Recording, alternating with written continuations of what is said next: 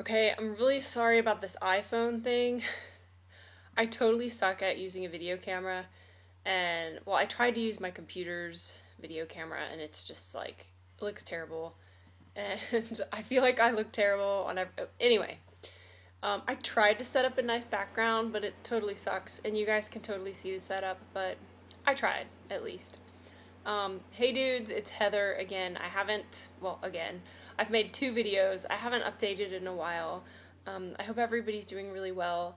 Um, I, a lot's happened. And last time I left off, I was supposed to start my Clomid, and I was taking Provera, and I had thought that Ant Flo showed up, but it turned out to just be a little bit of spotting.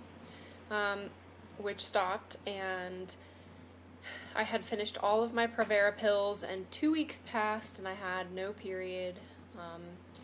And so I was getting really anxious, and I started getting online and trying to do some research about how long it could take some people to start a period after Provera.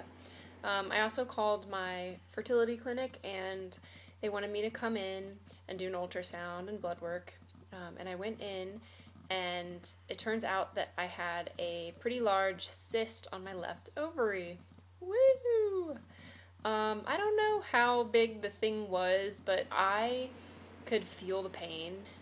They told me I was not supposed to be able to feel it, but I did. I was having some dull, aching pain in my left lower belly area, and I just kind of knew that it was there. They told me that my estrogen was 350 something and was really, really high, and so that little sucker was making a bunch of estrogen, and that's why I did not have my period. So they told me to wait 3 more weeks for the thing to go away and come back in after 3 weeks and have an ultrasound, which I did 2 weeks ago. And I went in and had my ultrasound. The cyst was still there. It looked the same size to me, but I got a call later in the day that said that it was shrinking and my estrogen was going down. And the doctor had wanted me to come in 1 week after that. So last week, I went in again, and same thing, it's shrinking, it's still there, and my doctor wants me to come in on November 28th and have another ultrasound. At that time, she thinks it will be gone.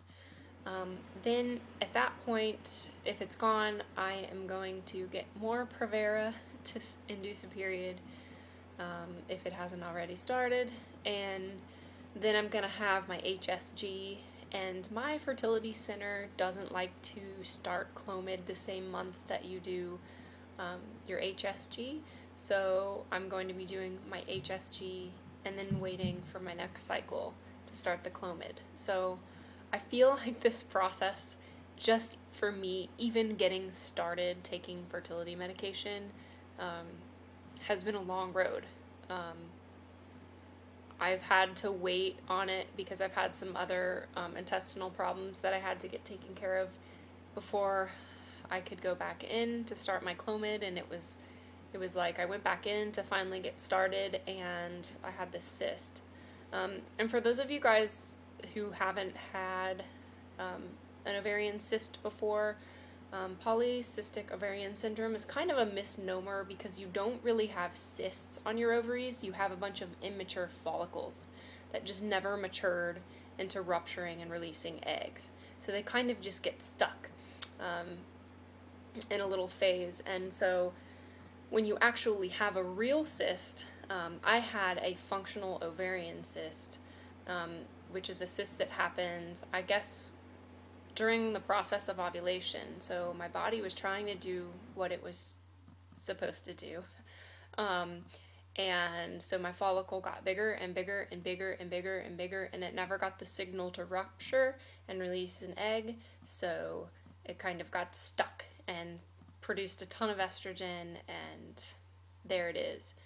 You can also have a corpus luteum cyst, which is also a functional ovarian cyst, where your follicle does grow, it ruptures and releases an egg and closes back up somehow and remains there. So that's what's been going on with me lately. I try to remain positive. I guess the most positive thing to come out of this whole cyst scenario is that I did get a functional ovarian cyst, which to me is a sign that my ovaries are trying to function and that they're doing something, and they're trying to work for me. So hopefully this will go away. I want to ask my doctor if she still wants to continue to do the Clomid, because I know that it can give women cysts in the process of taking it. So that's not good. And if I'm prone to getting cysts anyway on no medication whatsoever, then it might be something for us to consider.